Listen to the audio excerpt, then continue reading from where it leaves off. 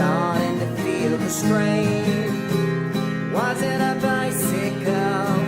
What is wrong with my brain? Is it the end of me?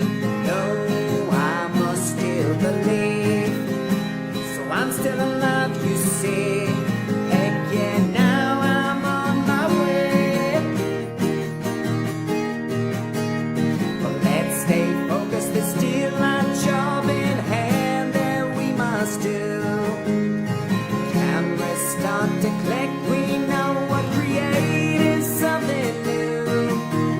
So go Marty and Sarah and Mark and Matt, Owen, Smitty, McGrilly and Jamie Lane in the Archie County Band.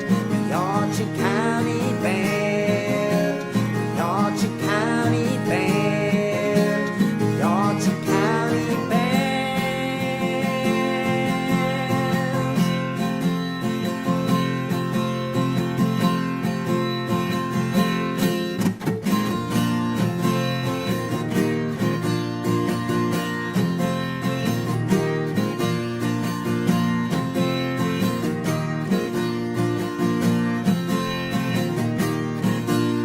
Stop the clock, we're done, we're rolling.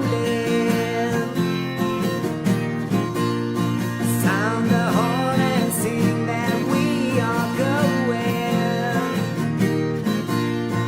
27 hours, that is the time. So let's hop on the bus and let it shine, shine, shine, shine, shine, shine, shine, shine. Say sha la la la la la la, sha la la la la la la, sha la la la la la la, sha la la la la la la, sha la la la la la la, sha la la la la la la, sha la la la la la la, sha la la la la la la.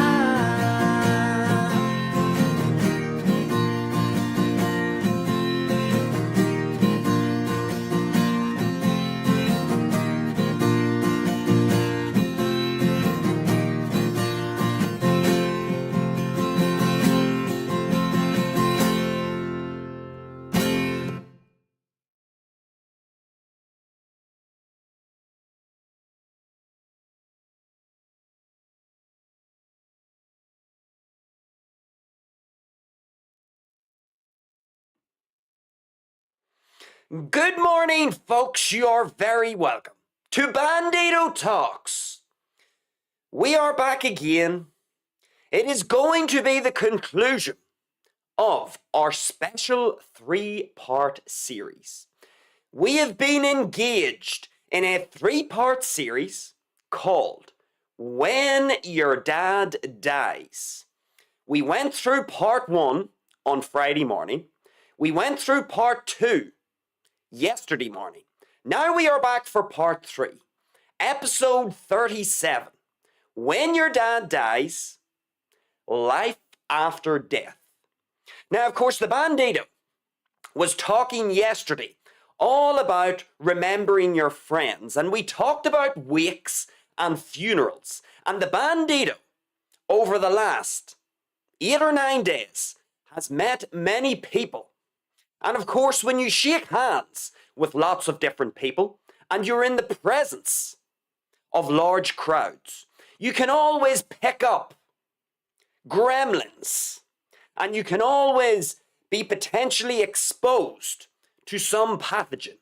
And the Bandido does have a little bit of a gremlin in the system this morning. He can feel his voice is a little weaker than it normally is. He can feel a little bit of a drippy nose. And in general, it feels like the internal power generator has been reduced a little. But you aren't going to know the difference, because we're going to come here for our little hour, or maybe 2 hours. We are going to conclude our series we're going to have a great show. And you won't notice that the Bandido is slightly under power. Because what have we been talking about? Part 1 of our series, No Regrets. What did we say in part 1? There are no guarantees in life. The universe owes you nothing. There are many uncontrollables in your existence. But there are also controllables.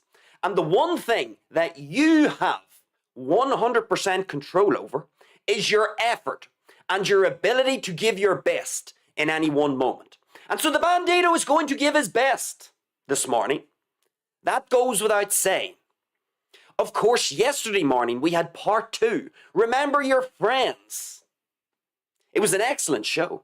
A really good show. I would encourage you all to go and check it out. Lots of lessons to be extracted from part 2 of our little series. Remember your friends.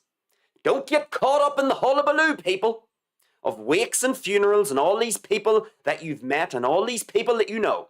Remember, you don't have as many true friends as you think, and you only have a finite amount of time, energy, and attention in this life.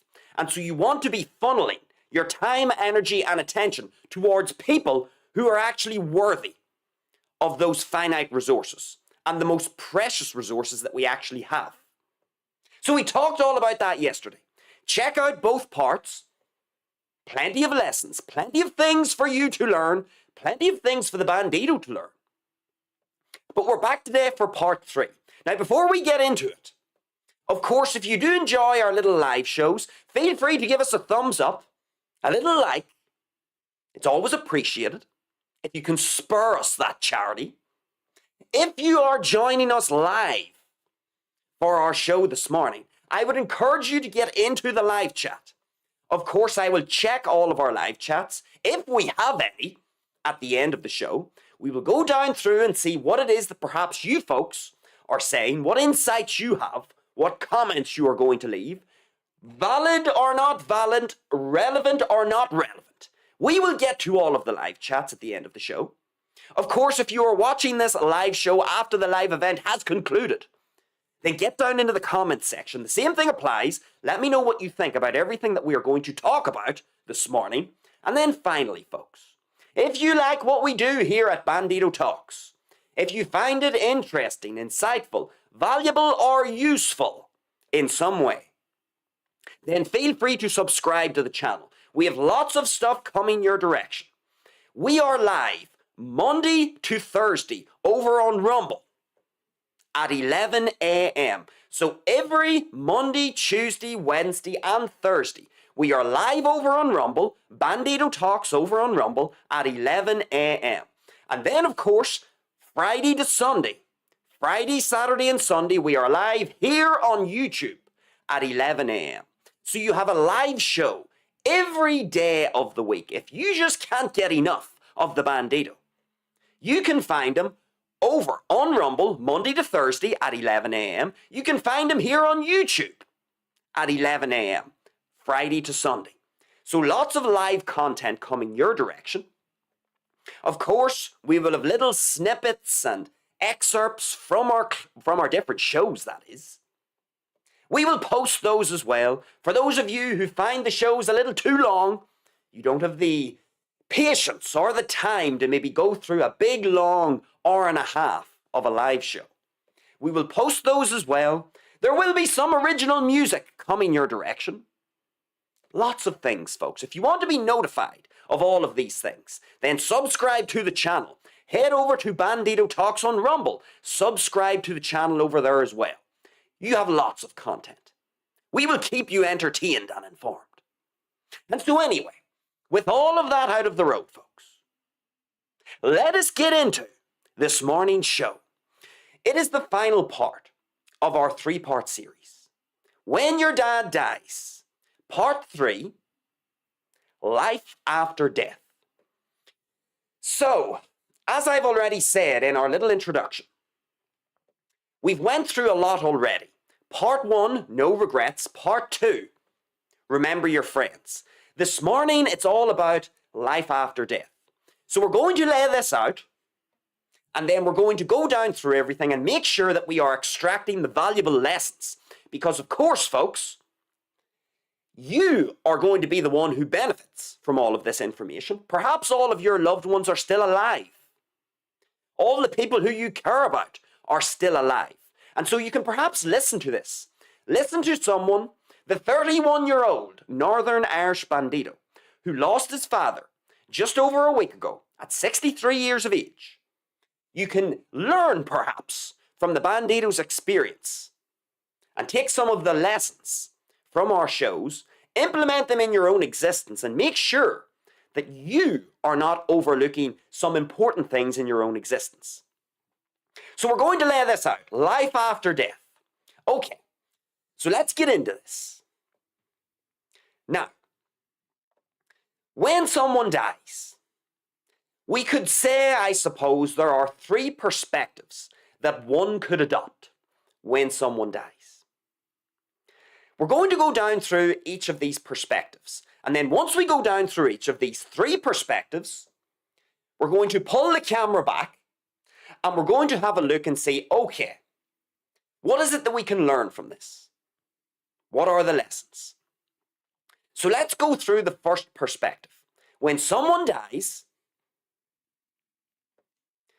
one way that you could look at death, you could look at death, the death of a loved one. You could look at it through the lens of atheism. What do I mean by that? Well, for those who simply believe that the body and the brain function through an exclusive biological scientific lens, meaning that whenever the brain ceases to function, whenever the neurons in your brain no longer fire, there's no more electrical activity in your brain. Because when somebody dies, the body dies. And if the body dies, it means blood flow is not getting to the vital organs, which means there's no oxygen getting to the vital organs, and so the vital organs are going to die. That includes the brain.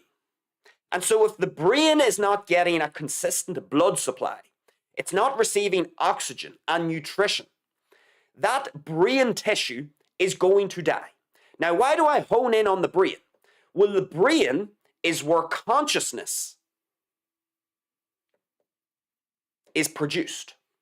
And so if the brain is no longer functioning and electrical signals are not being produced in the brain, and the nervous system is now offline because of tissue and cell death, then if you are looking at death or the death of a loved one through an atheistic lens, then you would say, well, the brain tissue dies. The brain is responsible for producing consciousness, and so if the brain tissue dies through lack of blood flow, lack of oxygen, lack of nutrition, then that means consciousness disappears. That means that when the brain ceases to function, there is no more consciousness, there is no more life. In other words, there is no more life after death. If that is how you view a circumstance like this, those are the conclusions that you would come to. You would simply say, the brain no longer functions, the brain is responsible for consciousness, and so if the organ that produces consciousness doesn't function, there's no more consciousness, there's no more life. The body will simply rot, the tissues will simply rot, the chemical reactions that take place within the body will cease. Those chemical reactions that allow the body to be functional, those will cease. Heat will dissipate out of the body into the universe. Electrical activity, the electrical energy from the brain and the nervous system, that will also cease. And so the body will decompose, and the microbes that are all around us, all those little microscopic things, we call them microbes, microorganisms.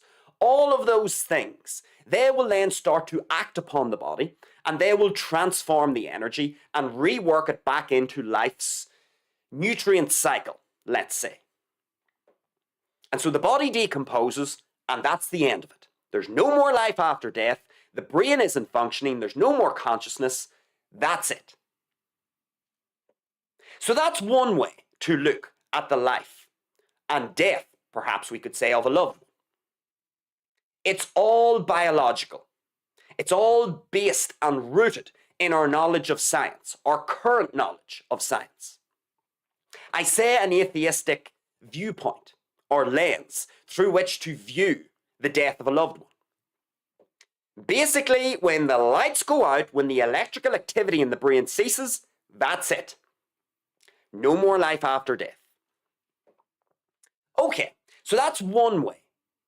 That's way number one to look at the death of a loved one. Let's have a look at number two, the second way in which we can look at the death of a loved one.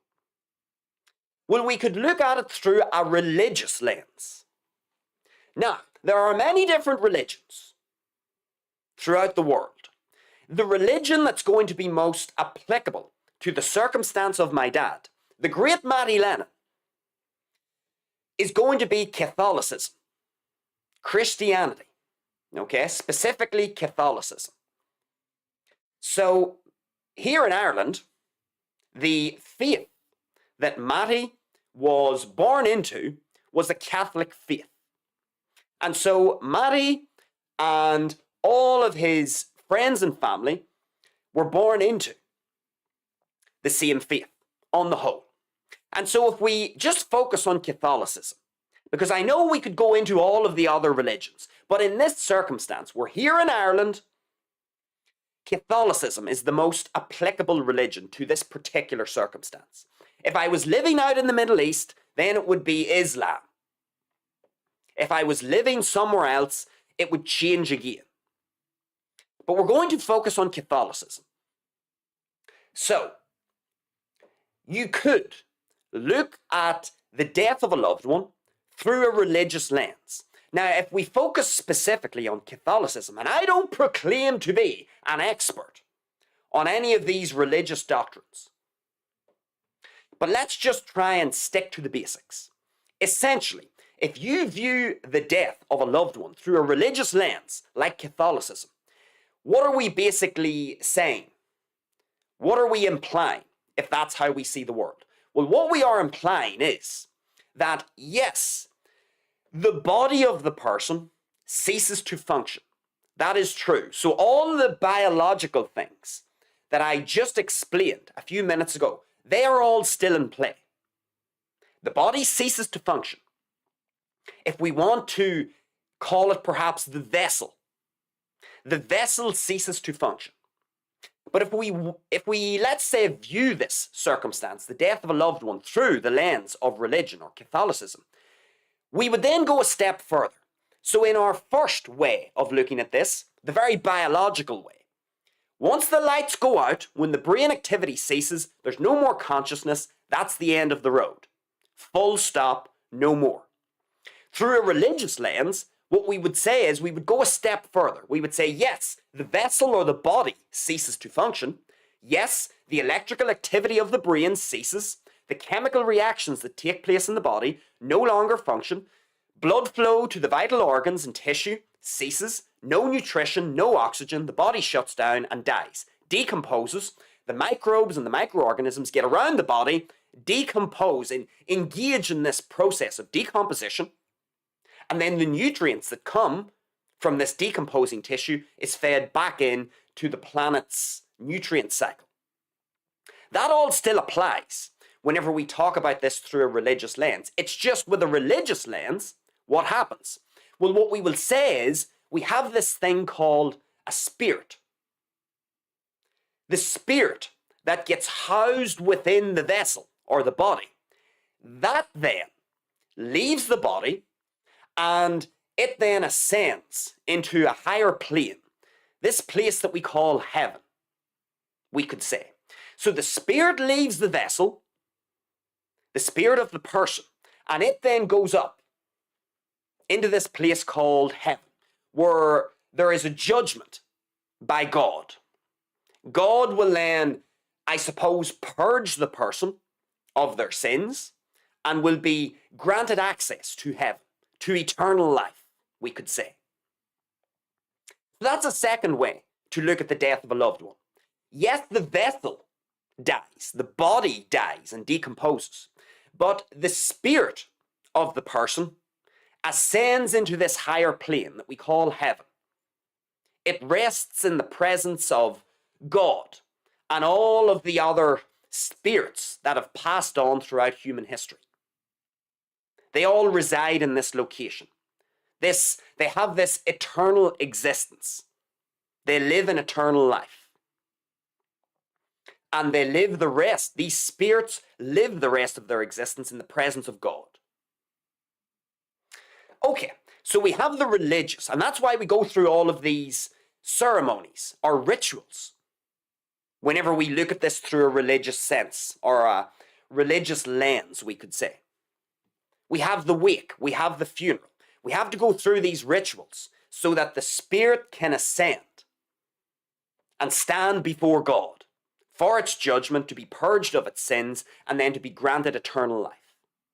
And to be, so the body is resting in peace, we could say, but the spirit continues in the kingdom of heaven.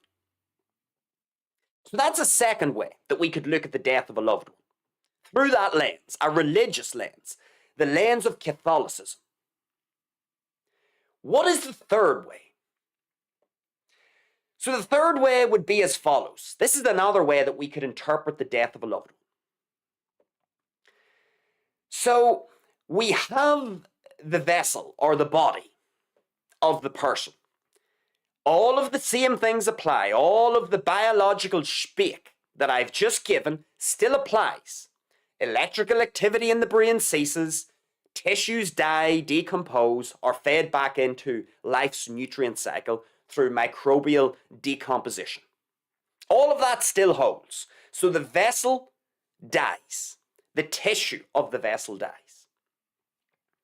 But this third way through which we could look at the death of a loved one would be the universe, let's say. We've talked a lot about the universe.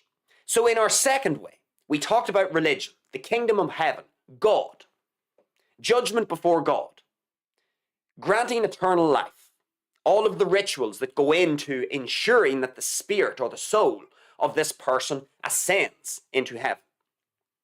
So we have that. But this third way, the third way would be more looking at it through the lens of the universe. Now, what do I mean by that? Well, for those of us who have a basic understanding of physics, and I do have a very basic understanding of physics, and again, just like when I'm talking about religion, I don't know a lot about religion. I know the basics. So let's talk some of the basics of physics as we understand physics. Energy cannot be created nor destroyed. It can only be transformed or transferred. And so, energy, it can't be created and it can't be destroyed. It can only be transformed and then transferred. And so we could look at the death of a loved one through this lens as well. Meaning what? Well, let's go down through this. If energy cannot be created nor destroyed, then that means the energy that sustained the person's life. So when we think of this, folks, you, as a human, you have 5 senses, but your 5 senses are very limited. Your 5 senses are only able to pick up certain environmental information. For example, your eyes are able to see a cat or a dog as a whole entity. Your eyes are able to see rain whenever it's falling from the sky, raindrops. Your eye is able to perceive light of different colors. But your eye, for example, cannot see a microbe or a microorganism. Why? Well, your eye isn't sufficiently powerful to be able to detect something that small. And so what do we have to do in order to see a virus, a microbe, a pathogen, a bacterium? How do we see these things? Well, we can't see them with our eyes because our eyes don't have enough horsepower. They don't have the ability to see life in that detail at such a granular level. So what do we use? Well, we use microscopes. We use scientific technologies that allow us to see things that our own senses cannot perceive. We use scientific technologies to detect things in general in the world that we can't perceive with our own human senses. Our own human senses are very limited. We are only able to see a very narrow band of frequency of light in this universe. We can only see certain colors. We can only detect and perceive and sense certain things. Much of the universe is a complete mystery to our own five senses. And this is where we try to use science and the power of technology to try and figure out the secrets of the universe. Because if we tried to figure out the secrets of the universe through our senses alone, we wouldn't get very far. We would only be able to see the big obvious things. We would only be able to perceive the very obvious things, like trees and raindrops and sunshine and big objects. So, why do I say all of this? Well, I say all of this because we are limited. Humans are limited through their own sense of perception. Our own five senses are limited. And so, for example, what you may not realize is when you look at another person, what you see is you see this big coherent mass. You see arms, you see legs, you see a head, you see ears. You can see the big noticeable features of a human. But what you can't see are the teeny weeny little particles, the little atoms that make you up. You can't see them. It's beyond your capacity, or it's beyond the capacity of your five senses to be able to see the granular detail of your body. You can't see it, but your body is made up of tiny little atoms, all squished together, that make this coherent mass that we call a human body. Now, because our senses are limited, we can't see the human body in this granular detail. But that is how your body is put together. Your body is put together with all of these little subatomic particles, these little atoms. And they all come together to form this mass that we call the human body. Now, how does your human body function? Well, all of these little atoms, they are all vibrating. They're vibrating as a complete integral entity, which allows you to move, to talk, to go about your own existence. But you are essentially a whole bunch of vibrating atoms. That is what you are. Now, you can't see it because you don't have the capacity, your eyes don't have the ability to see life in such detail. But you are basically just a whole bunch of vibrating atoms. In other words, you are made up of energy. That is what you are.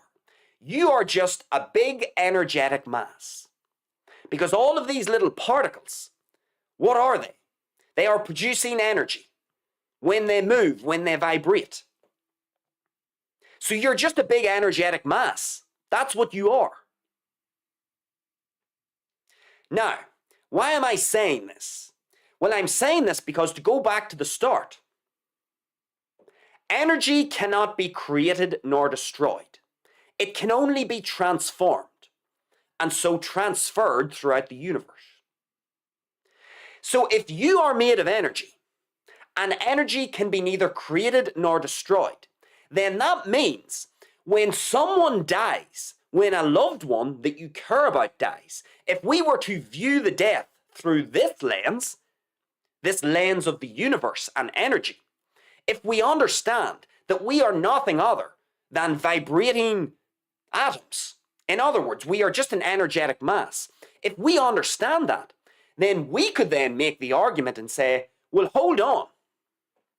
If energy cannot be created or destroyed, but only transformed and then transferred throughout the universe, then when a loved one dies, their energy does not die. The energy that sustained the loved one that you care about, that energy did not die. The vessel and the body and the tissue did die and will decompose. But the energy that sustained that person that you most care about, that energy did not get destroyed. Because it's one of the basics of physics. Energy can be neither created nor destroyed.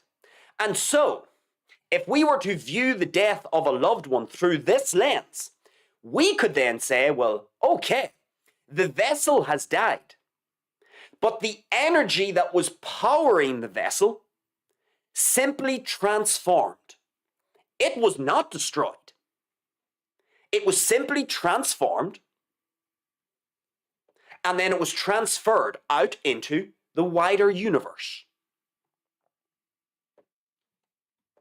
Now, the big question here is, there's no doubt, according to modern science, that when someone dies, there is definitely an energetic transformation. So this is very consistent so far with our understanding of science. When someone dies, the person transfers heat. They lose heat. There's an energetic transfer of heat out into the environment. As the body starts to decompose, there are chemical reactions that take place through microbial activity. So there's this transfer of energy, and then the nutrients that come from the decomposing body make their way back into life's cycle, life's nutrient cycle.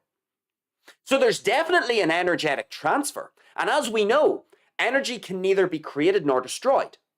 So that energy that was powering the existence of your loved one that is no longer here, the energy has not been destroyed.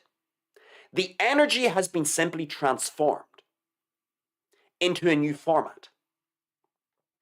And so the big question is, when we try to look at the death of a loved one through this lens, the big question is, the energetic transfer that happens between life and death, is the energy that's transferred random, disorderly, and chaotic, and it just spews out into the universe with a random pattern? Or is the energetic transfer that happens between life and death conscious? And so, is this energetic transfer harboring some consciousness from the person who has died? Because at the end of the day, the person, the loved one that you cared about, they were powered by energy. Energy, they are vibrating atoms. And so the question is, when your loved one dies, when looking at this circumstance through this lens, when your loved one dies, does their consciousness from their brain and from their being, does their consciousness pass through this energetic transformation out into the universe? So are we dealing with random, disorderly, energetic dissipation into the universe, or are we dealing with a conscious energy transformation and transfer within the universe? Meaning that your loved one could be existing as a conscious, energetic entity. So that's a third way to look at the death of a loved one. Now, all of these different ways that I've outlined here, as best as I can, all three of them can be contested. People would say that the atheistic viewpoint is the correct way. Some people would say it isn't. Some people would say the religious viewpoint is the correct way to interpret the death of a loved one. And then other people would say that the viewpoint of the universe, a conscious energetic transfer, creating a conscious energetic entity, is the correct way to look at the death of a loved one. And some people would say, no, it's not a conscious energetic transfer, it's just the random dissipation of energy. And so as a result, it's a bit like the atheistic viewpoint. So all of these can be contested by different sections of the population. And it depends essentially what way you want to look at it. And this is what we're going to come on to here now. Now that we've laid all this out, let's see what are the lessons that we can take away from this in the context of the Bandido's father passing just over a week ago, the magnificent Mattie Lennon.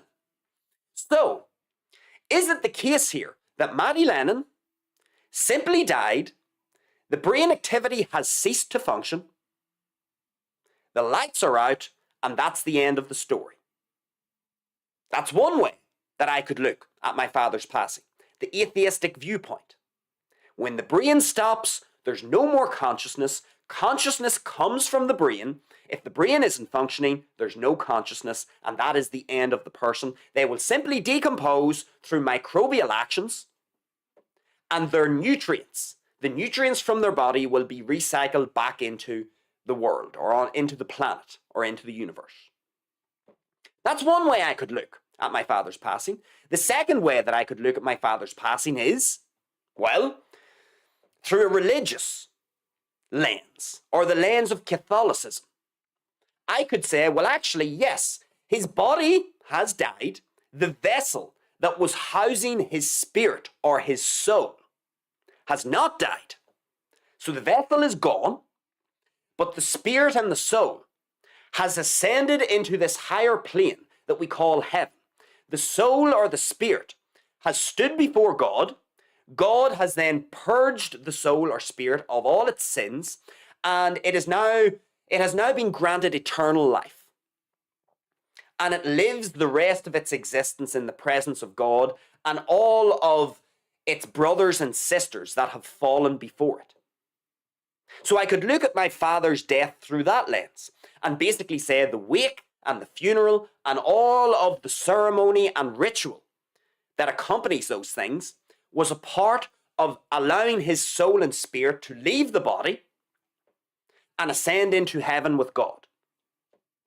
That's the second way I could look at the passing of my father's, or the passing of my father, Mattie Lennon, let's just say. The third way is to look at it through the lens of the universe and energetic transfer and transformation.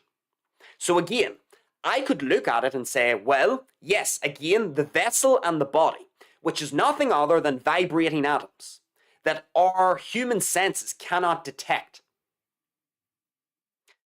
So essentially, my father was a big bundle of energy. And because of our basic understanding of physics, which is energy can be neither created nor destroyed, I could then say, well, if my father is made of energy, and energy can be neither created nor destroyed, then the energy that was powering my father's existence has not died with the vessel or his body. The energy cannot be destroyed. It can't be, quote, killed. The energy can only be transformed and transferred throughout the universe. And so if I adopt that lens, then I could make the argument and say, well, actually, if my father was made of energy, then that energetic transformation that took place at his death could be a conscious energetic transformation, because my father is human. He has a consciousness that comes from his brain. And so when his vessel ceases to function, the consciousness that was emanating from him will be powered through this energy that now leaves his body or his vessel and that moves out into the universe.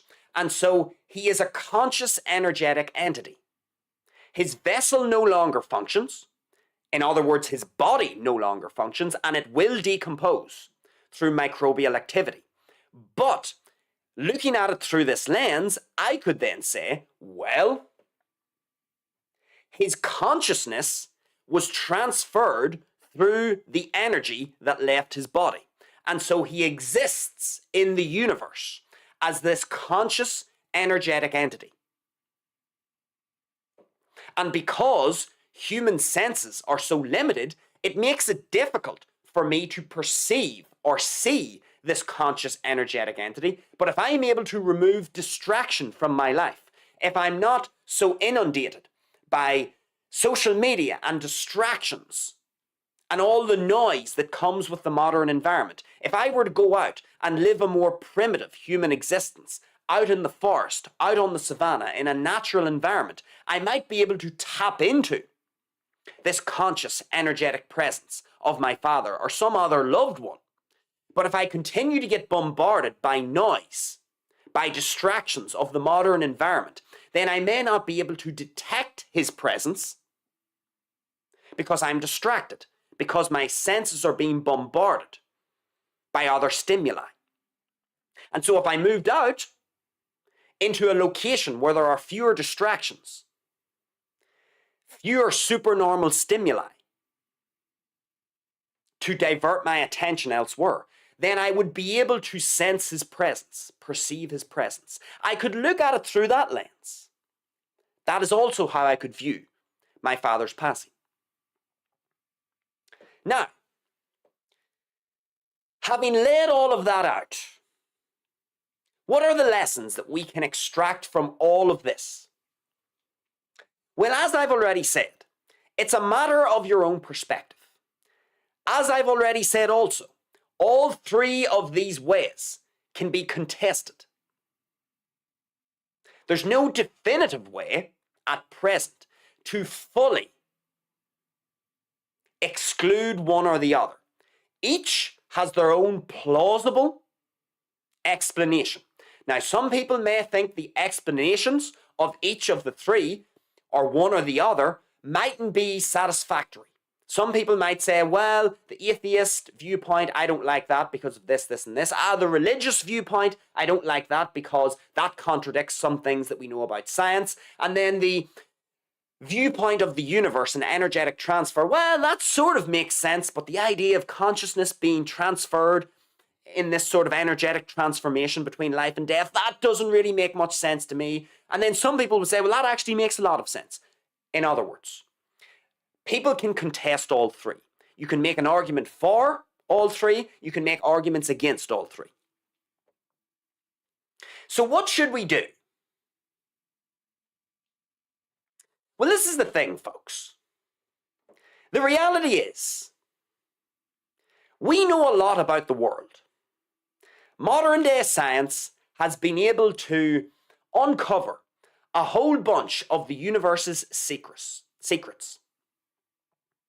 And we could say that science has been extremely beneficial for all of us when we look at medicine and technology, and just how much better our existence is when we actually have a better understanding of how the universe functions. So we have this tremendous knowledge of the universe. We have this big scientific pool of information which tells us how the world works, how the universe, works. But here's an important lesson, folks, to remember. There will be hardcore scientific people that will frown upon religious viewpoints and that will frown upon conscious energetic transfer or transformation viewpoints. There will be other, let's say, religious folk who will frown upon some of science's discoveries and say that some of them aren't valid. Here's what I would say. First important thing that we should take away from all of this. When you are certain that you know how the universe and the world works, that is the exact moment when you are going to get a rude awakening. Because just when you think you have life sussed out, that is the exact moment when you get a reality check. So what am I getting at when I say this? Intellectual arrogance and certainty can be dangerous, folks. Why do I say it can be dangerous? Because if you let your own certainty and arrogance reign over other viewpoints, and you simply dismiss them before you even consider what it is that the other people are saying about them, that is the precise moment when you are going to walk yourself into a trap. And so the first thing that we want to do, folks, when I lay out these three possibilities, what we want to learn here is we want to learn to have an open mind. We don't want to become that person who becomes so arrogant and so certain about how they think the world works. You can have your own opinion about how you think it works. You may think atheism is the best way to view someone's death. You may think religious doctrine is the best way to view someone's death. You may think this universal conscious energetic transfer is the best way to view someone's death. You may have an opinion, and you may think, well, according to what I can see and the evidence that I have before me, I think it's most probable that it is this way. But just because you may have an opinion about how you think the world works, or how you think death works, and if there is life after death, that doesn't mean that you should shut off your brain to all other potential plausible explanations that could also have a place within the discussion. And so that's the first thing we want to realize here. We don't want to become intellectually arrogant and believe that we have sussed everything out. You should always be open to talking to all sorts of people. That should be a baseline. You should be happy to assess people's viewpoints. You can ultimately end up disagreeing with them, that's fine. But you should have the intellectual honesty and integrity to basically say, okay, I think the world works this way, but you're bringing another worldview that actually counteracts or contradicts certain parts of my current pre-existing worldview. So I'm going to hear you out. I'm going to engage in a productive discussion. I'm going to hear your viewpoints. I'm going to be open. I'm not going to try and hammer you into the ground and prove to you that I'm right. I'm going to sit and I'm going to listen. I'm going to ask questions. I'm going to try and become as well informed as possible, because what it is that you are saying, parts of it are at odds with my current worldview. And that's the first thing that we want to think about here, folks. Whenever I lay out these three options, it doesn't matter which of the three options you think is the most valid. What we want to realize here, folks, is there are many things about the universe that we do not know. We know a lot, but there's also a lot that we do not know. And you are arrogant if you think that you know it all right now, here on the 18th of January 2026. You are arrogant, and you are going to walk yourself into a problematic worldview, a problematic mental model for viewing the world. And you will generate distortion as a result of that. And when you generate distortion, you are more prone to making mistakes in your decision making. So, no matter where you lie here on the spectrum of possibilities when we are considering the death of a loved one, you can, of course, have your preference. Some people will choose atheism, some people will choose religion, some people will choose a conscious energetic transfer. It doesn't really matter. We are all entitled to have our opinion. But what we should do is we should have intellectual integrity. We should always think that we don't know it all, And that is actually the essence of a great scientist, ironically. A great scientist is always trying to not prove that they are right. That is what a great scientist does not do.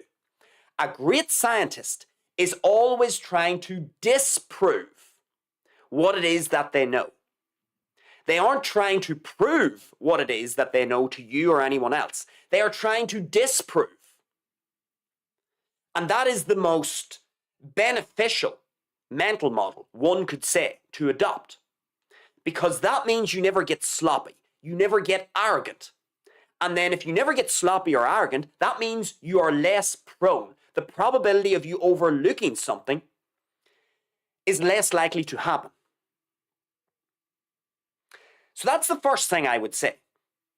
Wherever you lie on the spectrum, be intellectually open and have integrity and never shut people off. You should always be open to discussing your ideas in the presence of other people, because that's how everyone learns. That's how everyone furthers their own existence. By having an open dialogue, we have this person's ideas, this person's ideas, this person's ideas. Everybody shares their ideas in the marketplace. And we should all be adults and mature enough to be able to listen to other people, have a healthy disagreement if there's a disagreement to be had, but be open. Hear them out, hear their argument.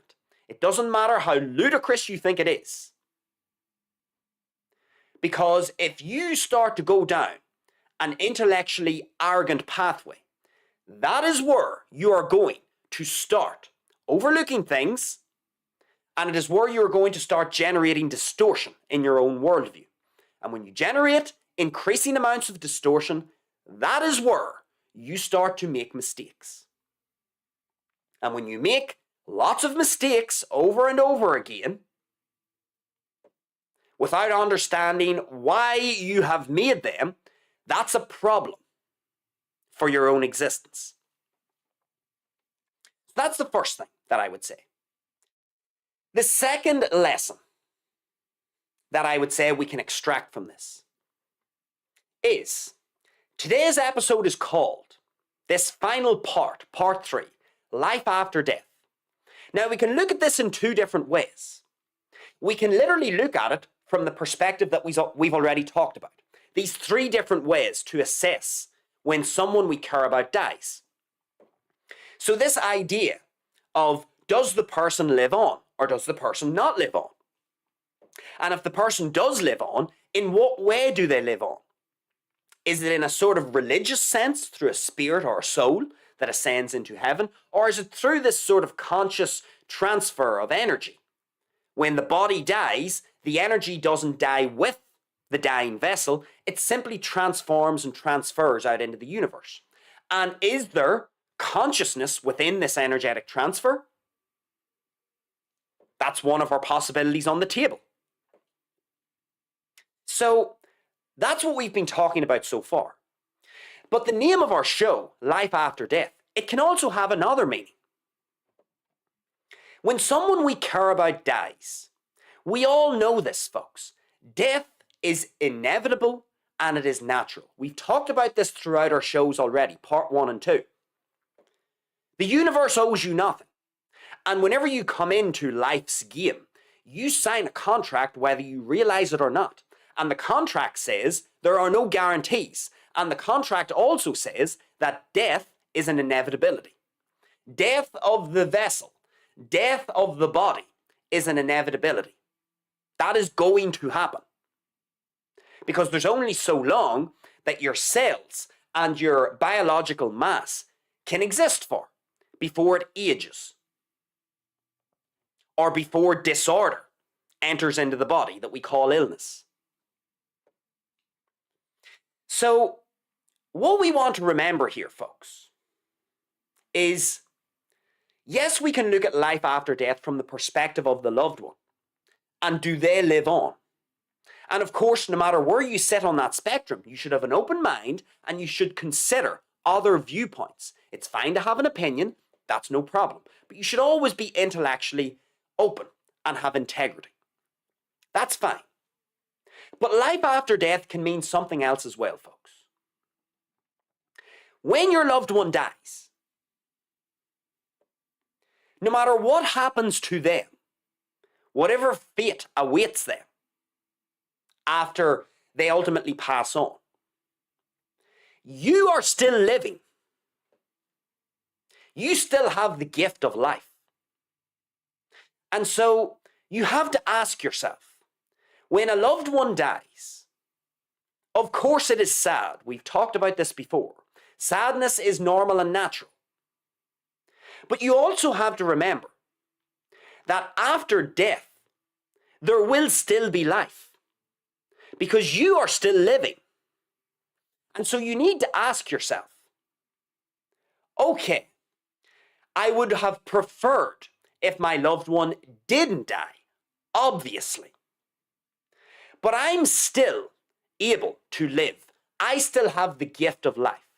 And now you must ask yourself, the loved one who has passed on, would your loved one, the person that you cared about, would that person want you to sacrifice your own gift of life just because they no longer have it?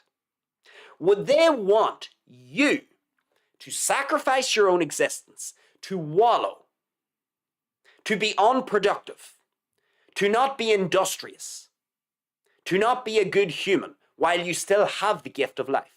Is that what they would really want? Now, of course, your loved one who has passed on, it's the same for my dad, Mattie Lennon. Would he want me to remember him? Of course he would. And I always will remember him. He was and will continue to be an integral part of my life. So I'm not going to forget about my dad. This is the beauty of the human mind. We have these things called memories. And the bigger the personality, the bigger the impact a certain person has had on you, the bigger, more glorious the memories will be of that individual. And I have big, glorious memories of my dad and my friend, Mattie Lennon. So I will always have those. But what I have to do is, I have to remember that while, yes, I will always remember my dad, I won't forget him. Just the same with my grandmother. She died just over 18 months ago, just before my dad got sick. And my grandmother was a huge part of my existence. She was in the inner circle of people who I would call friends. I've known her since I was conscious. She died. It's the same thing. I haven't forgotten about her. But at the same time, even though my grandmother died just over 18 months ago, even though my dad got sick and he has now died just over a week ago, I will always have the memory of these people.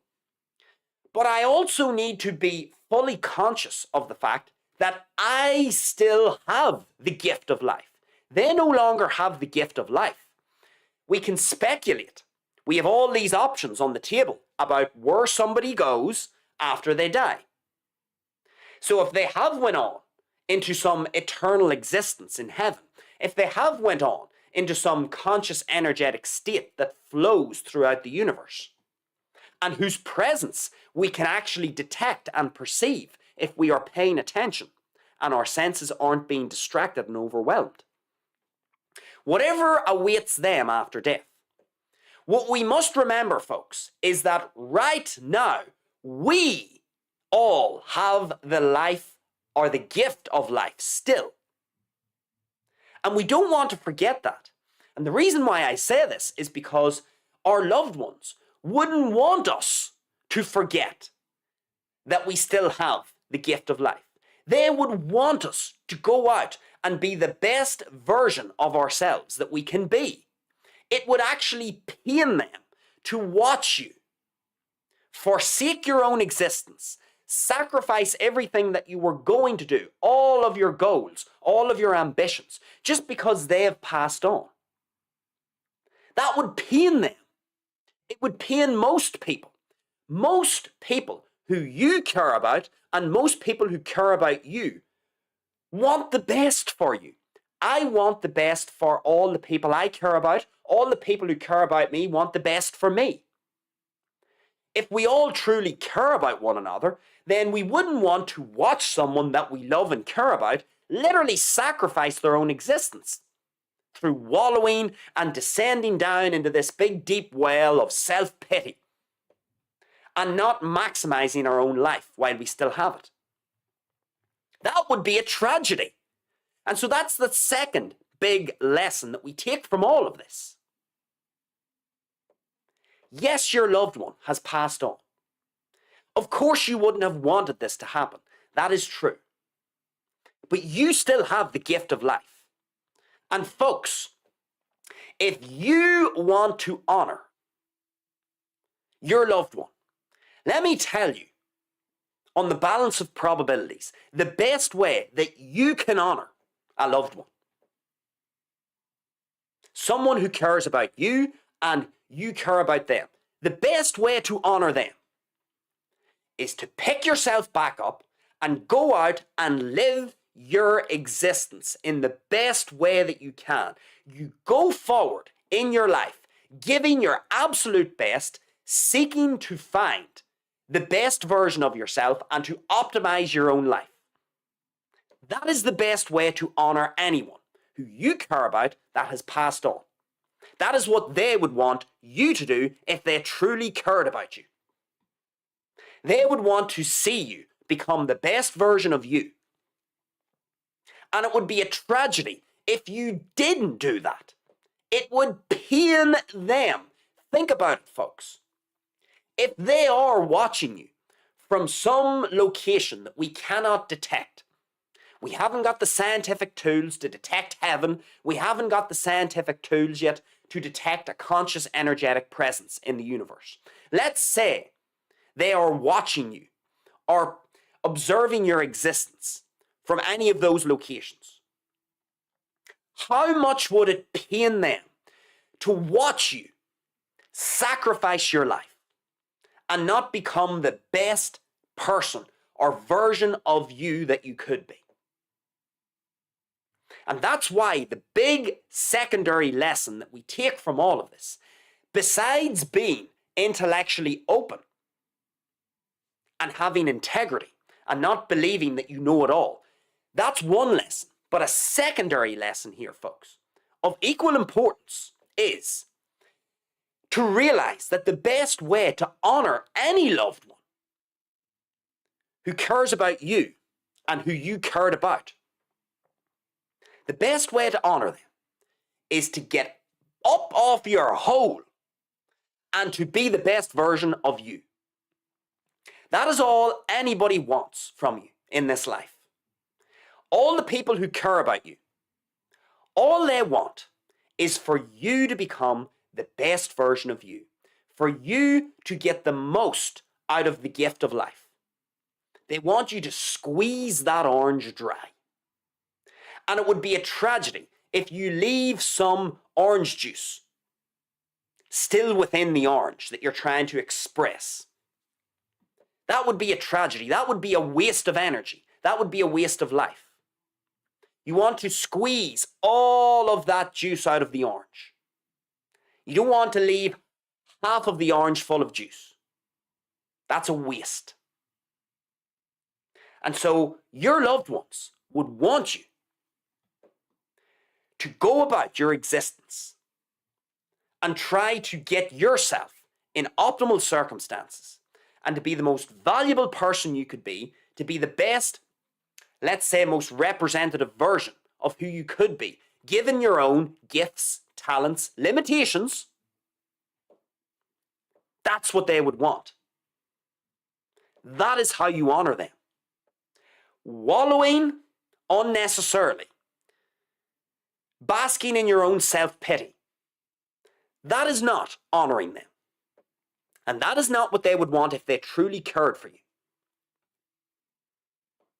The sadness, folks, as I said in our part 1 episode, it's normal and it's natural. But realize, folks, that as time passes, the sadness will find its place in your mind. It will find its place. That will happen. It'll take different periods of time for different people. It'll happen on different time scales for different people. Some people it'll happen quicker than for others. But it will happen. That cliched saying, time is a great healer, is true to a certain extent. But what you wouldn't want to do is to go about your existence from this point forward. I've lost my dad, my friend, just over a week ago. Do you think that I'm going to crawl around on the floor and cry into my pillow unnecessarily and forsake or sacrifice or do away with all of the goals and ambitions that I have in my life? Do you think that's what I'm going to do? Do you think that's a good way to honour the great Mattie Lennon, my father and friend? Do you think that that is what Mattie Lennon would want for me? Do you think he would want to be, if he is looking at me right now, if he's observing what I'm doing, if we want to take that lens through which to view his death, do you think he would want to see me curled up on the sofa for days, being unproductive, showing a lack of proactivity? Of course he wouldn't. He would want to come out of his eternal sleep or his eternal existence and boot me in the hole. That's what he would want to do. He would come out and say, what are you doing? What happened to the Bandido that I knew? What happened to him? Where did he go? That's what he would say. And it would make him happy. And again, it's not that you have to live a paranoid existence through the lens of your deceased loved one. It's not that you have to do that at all. But what I am saying is, if we want to think what are the best ways to honour someone that we care about who has passed on, well, that's what we do. We honour them by being the best versions of ourselves. Because if they truly care about us, that is what they would want. Anybody who I care about in this life, really, folks, all I want for them is to get the most out of their own talents and abilities. In other words, I want them to be the best versions of themselves. I want them to get as much out of life as they can. That's it. I just want them to be the best that they can be. We all have limitations. Genetic limitations. Sometimes we have physical limitations. We talked about Mattie's big, ugly surgery that he had back in May 2024 when he was first diagnosed. That imposed a physical limitation on him. A big one. You imagine losing your entire colon. You imagine losing your appendix. You imagine losing a part of your small intestine. You imagine losing 54 lymph nodes all in one surgery. You imagine losing all the tissue around your colon. That is the imposition of a physical limitation. What did Mattie Lennon do?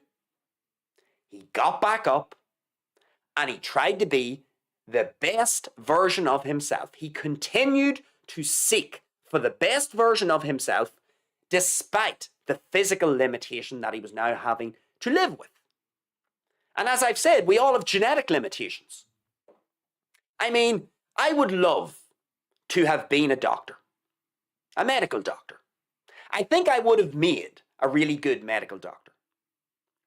But I have some genetic limitations with my IQ and my intelligence. The way the education system is set up currently, there is so much stuff that I would have to do, so many exams that I would have to sit, so much red tape that I would have to sort of,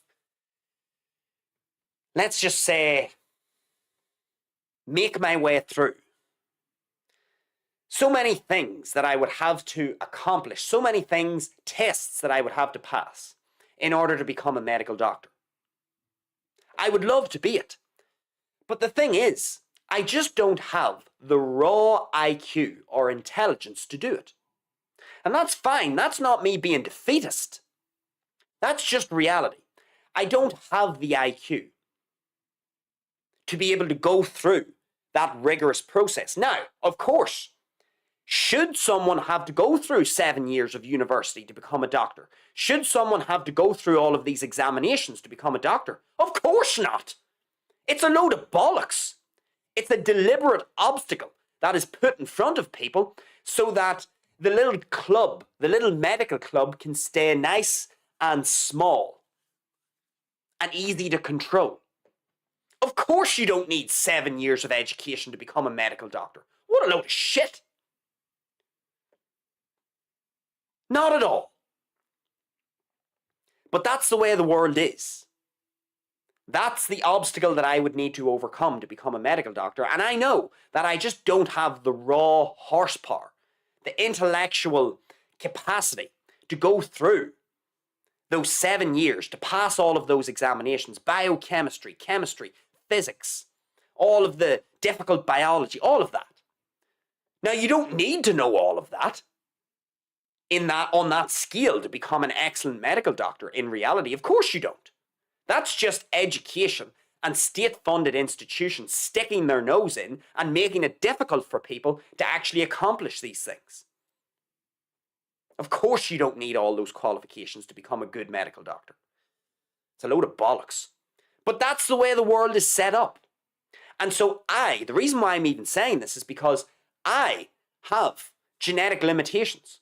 I have a certain intellect that is useful for some things and makes me good at some things, but it also means that I'm not in a position perhaps to pursue certain other things. And so as a result, I don't beat myself up about that. I don't beat myself up about the fact that I just don't have the raw IQ, the raw horsepower to actually become a medical doctor. I don't beat myself up about it because it would be like me beating myself up about the fact that I'm 5'7".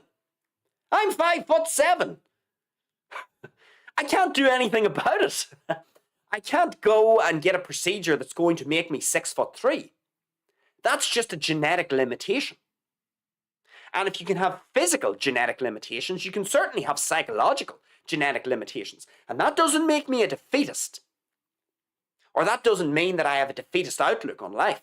It just means that for me to get the best out of me, of my talents and abilities, I need to focus my time, energy, and attention in different areas of life that are more suitable to the skills and talents that I have. And that's all we want to do in this life, folks. We all have limitations, genetic and physical. We all have strengths. And what we want to do is, when we put all these together into the whole package, we want to just get the most out of this combined package. Sure, there are things that we would love to do, but because of our limitations, we can't do them. That's fine. That's not being or having a defeatist attitude. We want to look at what we have. What are my strengths? What are my strengths? What are the things that I am good at? How can I get the most out of those strengths, given the limitations that we all have to varying degrees? That's all we can ask for. And whenever I look at the passing of my father, Mattie Lennon, what I'm basically looking at from this circumstance is, how can I best honour his existence when he was here on earth and now that he is gone and the vessel has been left behind? How can I honour the man? Well, I'll tell you how I can honour the man, getting the absolute most out of my own innate abilities and becoming the best version of me. That is the best way to honour anyone that we care about. And that is exactly what I'm going to do. All the limitations I have, all the strengths that I have, I will put them all together and I will try to get the best out of the package that I have while I still have the gift of life. Because even though my dad is gone, I still have the gift of life. And it would pain him to watch me sacrifice the gift of life. And it would pain any of your loved ones that are no longer here to watch you sacrifice the gift of life that you still have. And so that would be the second big lesson. That is how we honour people. The sadness is fine. That will come and find its place in your mind with time. Be the best person you can be. That's how you honor the people that we most care about in this life, while we still have the gift of life. Anyway, the Bandido rambling again. That is the conclusion of our 3-part series. A fine series it has been. When Your Dad Dies, parts 1, 2, and 3. We have just finished part 3. Life after death. And I hope you've been able to extract some important lessons, not just from this episode, but across our entire series. This series will remain on the internet for all of eternity. So any of you folks who may be watching this 2 months from now, 2 years from now, 5 years from now, I hope you're able to get value out of this. Because only a week ago, just over a week ago, literally 9 days ago, my dad died. One of my best friends died. An integral part of my life died. So hopefully you are able to learn some things from my own experience. That's the whole point of the show. To learn lessons from media, from people, and from events in this life. So anyway, before we draw a close to our show, I think it's time to get over to the live chat. Of course, will there be anybody in the live chat? This is always the $50 million question. Sometimes there are people in the live chat, sometimes there are not people in the live chat. We haven't had a bagel in a while. What is a bagel? A bagel is when you get a fat 0 in the live chat. Nobody has left a live chat. We've been on a good run recently, but we might be due a bagel at any time soon. Maybe today is the day that we get a bagel. So I'm going to head over to the live chat, see what you guys are saying. If any of you guys are watching, let's have a look and see if you have anything to comment on our show, part 3, Life After Death. Let me get everything set up here and see if any of you guys are in the live chat. Let's have a look here. Of course, it takes a little while to get things set up. I always say that. So let's have a look and see. So, it would appear that indeed we have been given a bagel in the live chat. We have nobody in the live chat. Such is life, folks. Remember, the universe owes us nothing. The universe does not owe the Bandido a live chat. And so, such is life. Perhaps if you are watching the live event after it has concluded, you can let me know what you think down in the comments, but we have no live chats. So I think that draws today's show to a close. An excellent episode. I think it's been an excellent series, actually. We've covered a lot of ground. I think there are a lot of lessons to be extracted from the passing of a loved one. And sometimes we just have to get up onto camera and sort of wander our way through our thinking to try and find what the lessons are, because it can be very dejecting whenever a loved one passes on. But remember, folks, there are lessons in the good, there are lessons in the not so good. We have to be open and realize that lessons and opportunities exist all around us. We just have to be perceptive. We have to be paying attention. And so long as we have the gift of life, we want to make sure that we are maximizing our own existence. We take what we can and we give nothing back. Because the universe is always imposing its disorder and chaos upon us. A famous parrot lord said that. Take what you can and give nothing back. Look after number one. And whenever number one is fully catered for, when number one is in optimal circumstances, then you find yourself in a position where you're able to actually help other people, whether you even realize it or not. But anyway, if you enjoyed the show, folks, feel free to give us a like or a thumbs up. Always welcome your feedback through the thumbs up button. Of course, as I've already said, if you are watching this live event after it has concluded, then get down into the comments. Let me know what you thought about our show this morning. And then finally, if you enjoy what we do here on Bandido Talks, feel free to subscribe to the channel here on YouTube. I will remind you again, folks, we are live on 2 different platforms. We are live on Rumble. We are live on YouTube. We are live on Rumble from Monday to Thursday. So that's Monday, Tuesday, Wednesday, and Thursday. We are always live on Rumble at 11 a.m. Irish time. Then we are live Friday to Sunday. That is Friday, Saturday, and Sunday here on YouTube at 11 a.m. Irish time also. So you get to watch the Bandido and listen to the Bandido 7 days a week, Monday to Sunday, on 2 different platforms. Feel free to join or subscribe to our channel over on Rumble. You will find all the information down below, scrolling on our little black banner. The times are up above on our little scrolling red banner.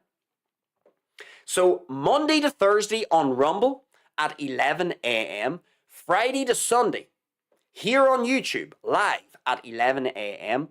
We are busy every day of the week. There are lessons to be extracted from every day, folks. So with all of that said, I do hope that you enjoy the rest of your Sunday. I do also hope that you've been able to extract some positives, some benefits, some lessons from our 3-part series. I would encourage you to watch the other 2 parts if you haven't already seen them. And of course, folks, with all of that said, it is over and out from the Bandido.